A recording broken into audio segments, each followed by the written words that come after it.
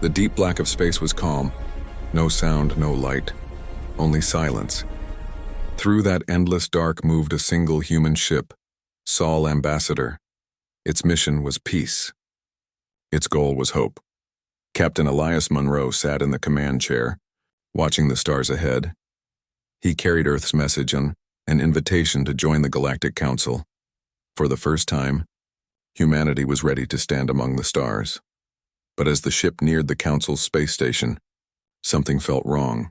There were no welcome signals, no escort ships. The space around the station was filled with shadows. Cold, silent warships of alien design. Elias frowned. "Why are their weapons online?" he whispered.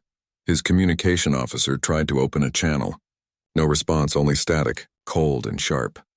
Then one of the alien ships moved, slow, deliberate like a predator circling prey.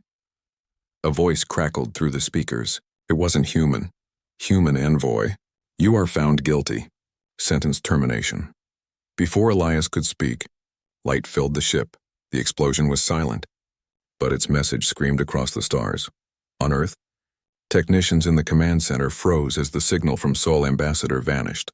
The last transmission came through broken static. "They killed us." The room fell quiet. The world fell quiet. And in that silence, something dark awoke inside every human heart. Anger, sorrow, and a promise. Humanity had sent one man for peace. The galaxy had answered with blood. Now, humanity would answer back. In the dark command hall of Earth Defense Center, the silence was heavy. Screens flickered with broken signals. The image of Sol Ambassador had vanished. Only static and fragments of Captain Elias's final words remained. Executed. Council order. No mercy. Commander Rain stood frozen, her hands trembling. "Play it again," she ordered. The technician obeyed, but the result was the same. A broken voice fading into nothing. No life signs. No beacon. Just cold space. The news spread across the world in minutes. On every channel, people watched the same final image, the bright flash before the envoy disappeared. There were no speeches, no protests, only silence. But in that silence, something powerful began to rise. For the first time, every human felt the same pain, the same anger. They had trusted the Council, they had believed in peace, and now, their messenger of peace had been murdered without reason. In the war room, Commander Rain turned to the Global Council. Her voice was calm but hard as steel. "They executed a man who came in peace," she said. "Then peace is no longer an option." That night, Earth's defense satellites came online. Hidden factories deep under the oceans began to move. Old projects once buried, awakened again. Project Phoenix. 8 billion hearts beat with one voice, not for revenge, for justice. And as the first order was signed, the stars above, Earth burned a little brighter, as if they already knew that humanity's silence had ended. The galaxy would soon hear Earth's answer. Days passed since the death of Captain Elias Munro. But on Earth, grief had turned into something else. Determination. Every nation, every leader, every soldier came together under one flag. Humanity united. Old enemies shook hands. Rival nations shared their secrets. From the deserts of Africa to the icy bases of Antarctica, the world worked as one. Factories that once built ships for trade now built war machines. Orbital docks around the moon glowed bright with the birth of a new fleet. They called it the Phoenix Armada, forged from pain, fueled by purpose. Each ship carried a single message carved into its steel, for the one they killed. Commander Rain stood aboard the first completed warship, the Erebus. Outside the window, she saw hundreds more being built. "Are we ready for war?" her aide asked quietly. Rain didn't answer. She only looked at the stars. "We didn't start it," she said, "but we will finish it." Meanwhile, far across the galaxy, the Galactic Council laughed. They saw the human preparations as a desperate show of anger. Their spies reported slow progress, old technology, weak fleets. They did not see the truth.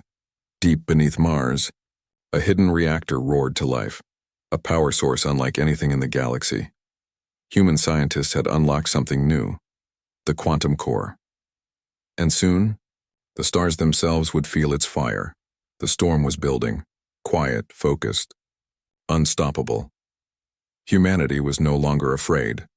They were ready, and the galaxy had no idea what was coming.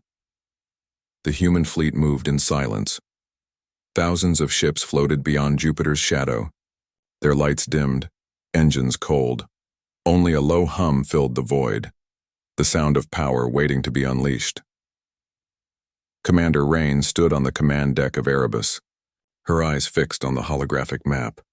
Red dots marked the approaching enemy patrols, alien warships from the Council security fleet. They were coming to inspect the human borders, to show dominance, but this time humanity was not going to kneel. Fleet status? Rain asked. All systems green. Weapons online. Quantum cores at full charge, replied her officer. Rain nodded slowly. Good. Let them come. Moments later, the alien ships arrived. Large, glowing vessels of strange metal. Their captain sent a transmission. Human fleet, stand down. You are violating Council space. Rain smiled coldly. Council space? She said softly. You mean our space. Then she gave the order. Fire. In one instant, space erupted in blinding light. The Erebus's main cannon released a beam of pure energy that tore through the first alien cruiser, then the second, then the third. The silence of space was broken by the thunder of war. The aliens tried to retreat, but human ships surrounded them. Missiles streaked through darkness like falling stars. Every explosion painted the void in blue and gold. When it was over, not a single alien vessel remained. Rain looked at the burning wreckage and whispered, For Captain Elias Munro, across the human fleet. That name echoed. It wasn't just revenge, it was a message. Clear and final. The galaxy would never underestimate humanity. Again, the news of humanity's victory spread faster than light across 1,000 worlds. Aliens whispered the same word, humans. No one had ever defeated a Council fleet before, but Earth had done it in one battle. Commander Rain watched the reports appear across her screens. Destroyed patrols. Captured colonies. Silent Council outposts. The message was clear. The age of fear was over. Every human ship carried the same signal, broadcast across every frequency. You executed one human. Now all of Earth answers. The message was short, but it shook the galaxy. Some species began to leave the Council. Afraid of being next, others begged for peace. But humanity didn't stop. They moved from system to system, destroying only military targets, precise, controlled, and unstoppable. Yet inside Rain's heart, there was still pain. She wasn't fighting for glory or power. She was fighting for the man who died alone. For Elias Munro, the one who believed in peace. Late at night, she replayed his last message, the broken voice, the last breath. It reminded her what this war meant. Then one day, the wreck of Sol Ambassador was found near an abandoned moon. Inside its black box, they discovered something unbelievable, a hidden transmission. Captain Elias had recorded proof before the Council hadn't made a mistake. They had planned his death from the beginning and to stop humanity from joining them. When Rain saw the message, her eyes burned with tears and fire. Then this isn't war anymore, she said. This is justice. The stars burned brighter that night, and every human ship prepared for the final strike. The end was coming for the Council. The human fleet surrounded the Galactic Council's homeworld, a shining planet of towers and crystal skies. For centuries, it had ruled the stars. But now, it trembled under the shadow of Earth's armada. Commander Rain stood on the bridge of Erebus, silent. Before her eyes floated the faces of the Council leaders, pale, shaking, desperate. Their voice came through the speakers, pleading, Human Commander, we seek peace. Please end this. Enough lives have been lost. Rain stared at them. Her mind replayed the image of Captain Elias Munro, smiling, hopeful, walking into death. Peace? They wanted peace now after murder and lies. She spoke calmly. You executed one human for speaking of peace. Tell me, Council, what do you deserve?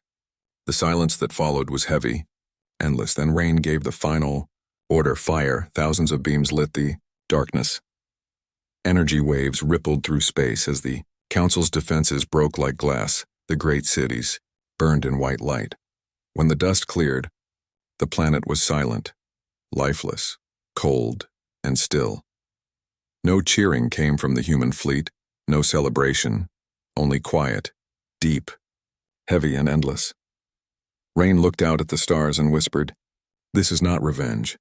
This is remembrance." A message was then sent across every known world. Let it be known, humanity will never strike first. But if you harm one of us, we will erase you all. The war was over. The galaxy had learned the final truth. Humans don't start wars, they finish them. And in the silent stars, the legend of Earth began.